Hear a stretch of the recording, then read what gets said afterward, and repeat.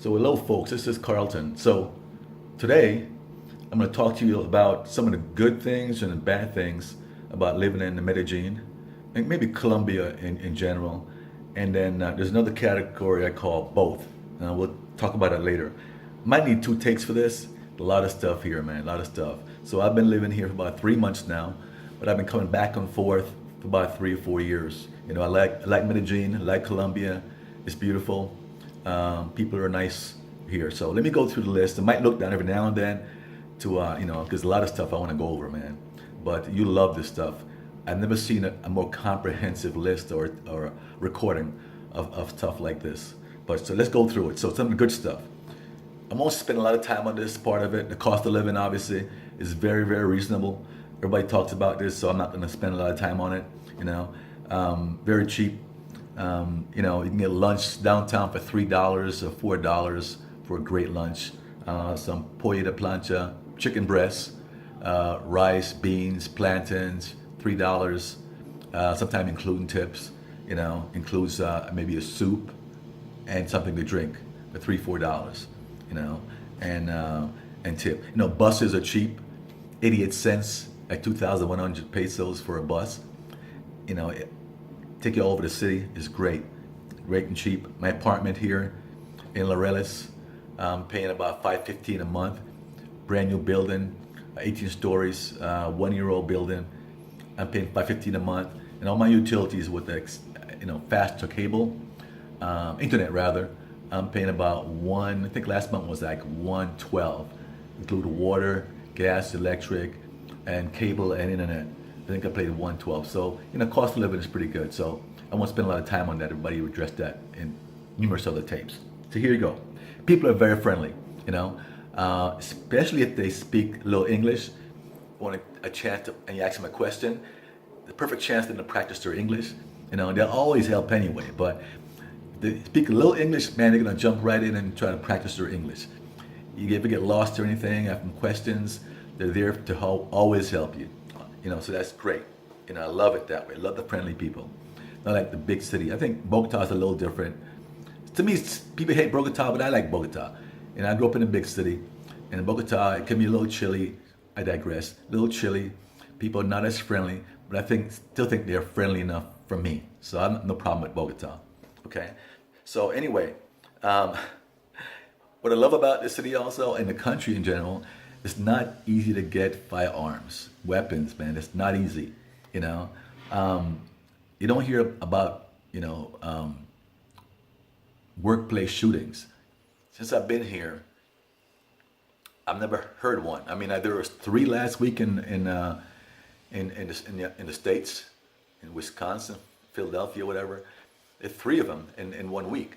I haven't heard of any here, And I think I was told you need like $4,000 to get your gun license, which, pretty steep. But I don't think there's a lot of guns running around the streets, and more knives and so forth. I saw a guy chase another guy with a knife downtown El Centro in last month sometime. So, I mean, that's a good thing, not easily accessible to get firearms.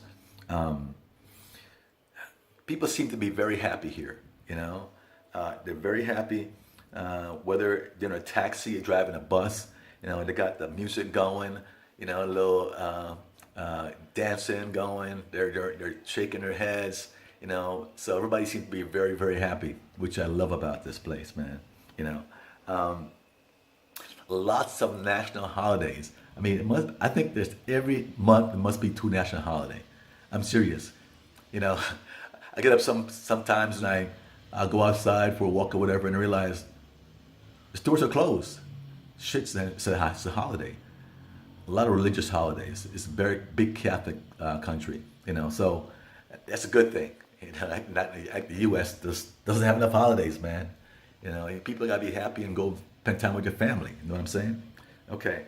Another one. Oh, the transportation system is like top notch. I mean, you can get a bus to anywhere. And the beautiful buses, I'll show you clips later on of the buses. They're beautifully colored, green, red, all this stuff. Writings all over them. But you can get a bus to anywhere, man. I'm telling you. You go outside and I'll probably see 10 different buses going different places all over the city, any minute, so I love that, and it's cheap, 2,100 pesos, like 88 cents, something like that, depending on the exchange rate, for a bus to anywhere. I get a bus to this downtown to El Centro in probably 5 minutes, right, if I walk outside. So the bus taking you everywhere, man. It's beautiful. I love that about the city. You don't need a car, and taxis are cheap. I mean, you get a taxi that drive you, 20 minutes for like, I don't know, $6, $7.